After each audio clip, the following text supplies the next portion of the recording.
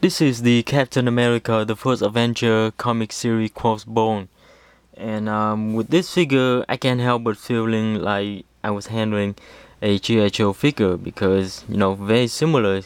You can see a guy with pants and boots and vests and guns, just G.I. Joe materials. And more specifically is the articulation. Let's get the articulation out of the way. Okay, let's remove the guns.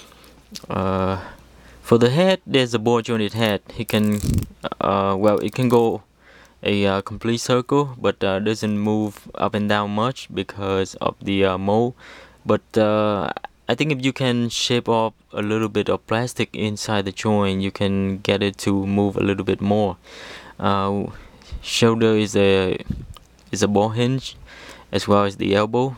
There's a swivel in the wrist, and underneath the vest is a ball jointed torso. And as you can see, this is probably the best thing, or the thing I like most about this figure, is that even with the vest on, it doesn't hinder any movement that you want to do with the ball jointed torso. So you can see very nice movement there. Can go all the way around, side to side, forward and back. Very cool.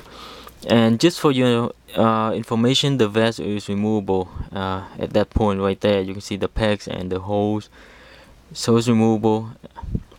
And down to the hip, there's another ball hinge hip, swivel at the upper thigh, bends at 2 point at the knee, and a ball hinge ankle. So very similar to G.I. Joe articulation, except for the ball hinge hip instead of the ball jointed hip.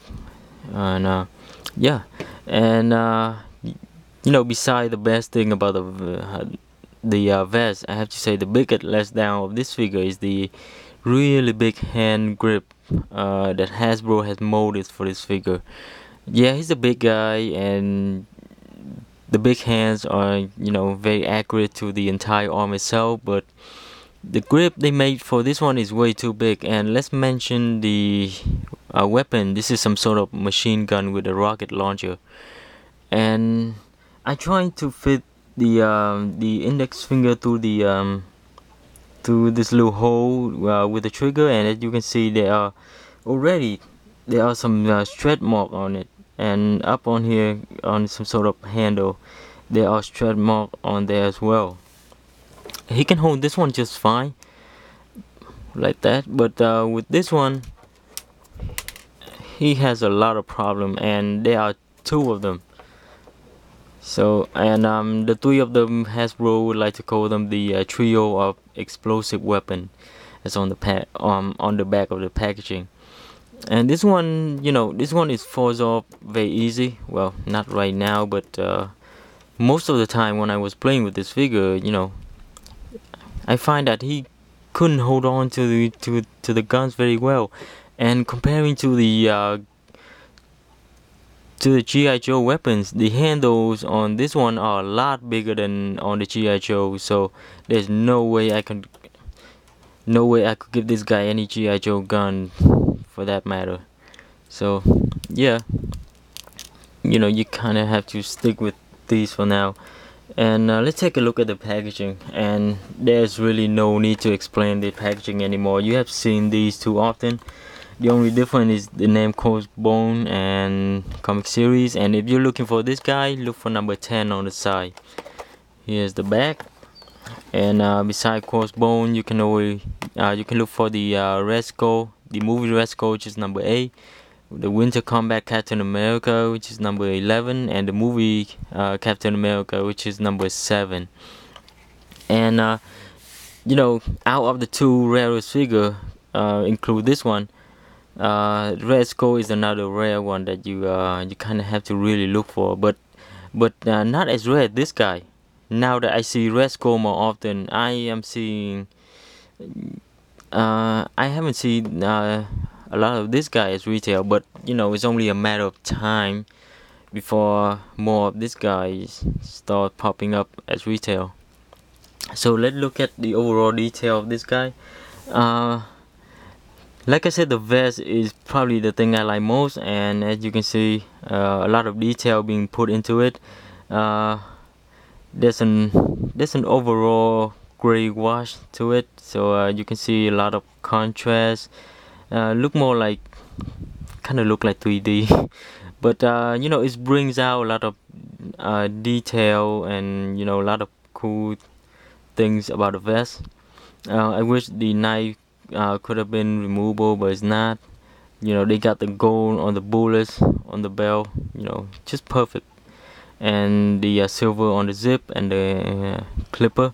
That's really not a thing to watch out for with this guy. No pen up problem, nothing.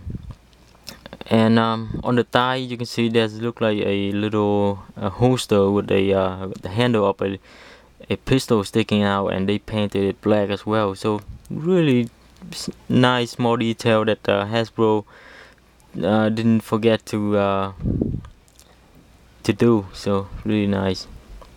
There's also the white on the knee guard, very cool. And the mask, let's see. I mean, the top portion of the eyes remind me of Spider-Man, but the mask overall reminds me of the Rey Mysterio mask. So, I wouldn't be surprised if they put this guy in the movie and this is how he looked. I mean, simply he's just a guy in a mask, and he could be like a bounty hunter or something. But it's very cool. Um, Definitely a really good figure from the Captain America line to check out.